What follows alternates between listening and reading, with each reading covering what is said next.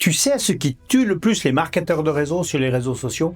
C'est qu'ils croient qu'il suffit de poster des photos de produits, des explications de plans de rémunération ou des captures d'écran de leur commission pour attirer des prospects.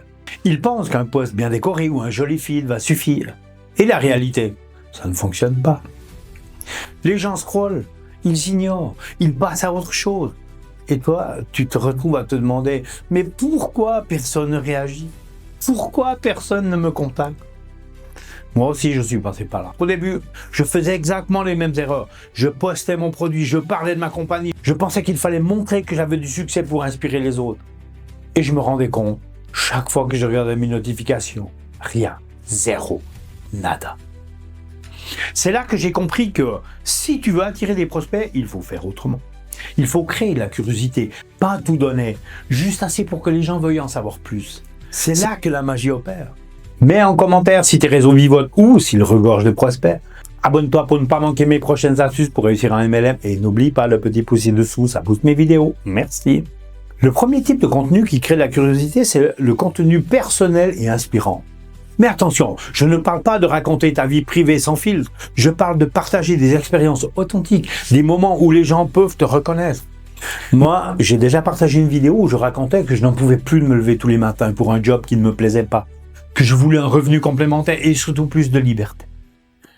Je n'ai pas parlé de ma compagnie ni de mon produit et tu sais ce qui s'est passé?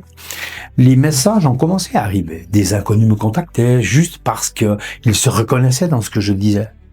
Et c'est exactement là la puissance du contenu personnel. Il ouvre la porte à la conversation. Il crée un lien émotionnel. Le deuxième type de revenu, c'est le contenu éducatif, mais incomplet.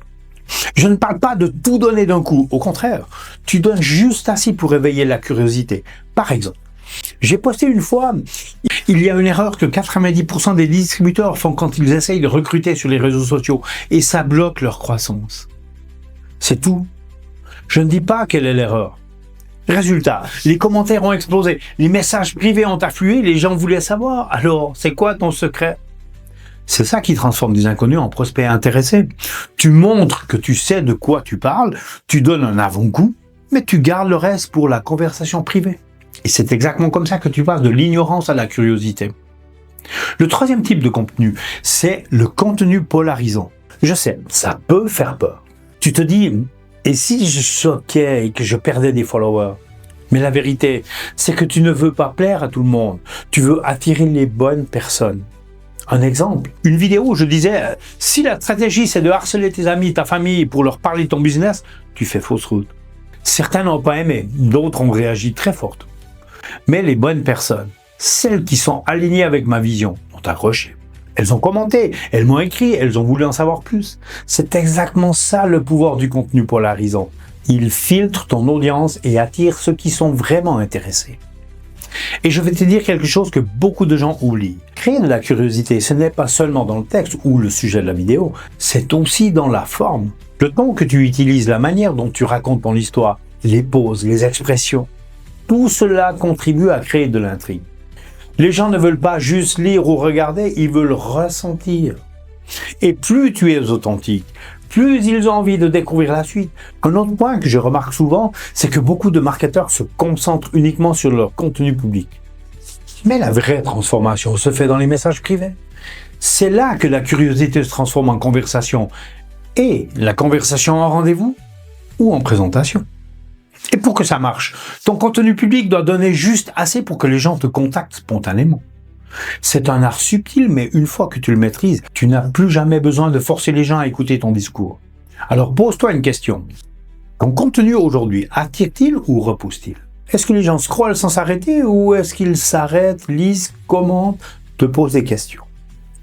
Parce que si ton objectif est de créer un vrai business sur les réseaux, il ne suffit pas de poster pour poster. Tu dois créer la curiosité, de l'intrigue, de l'envie.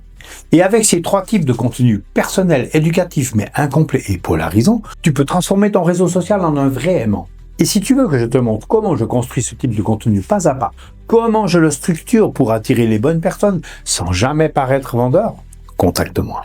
Tu peux m'envoyer un message en privé ou laisser un commentaire.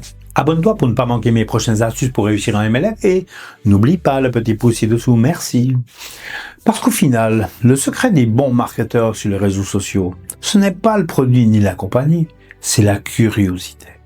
Et quand tu maîtrises ça, tu n'as plus jamais à courir après tes prospects.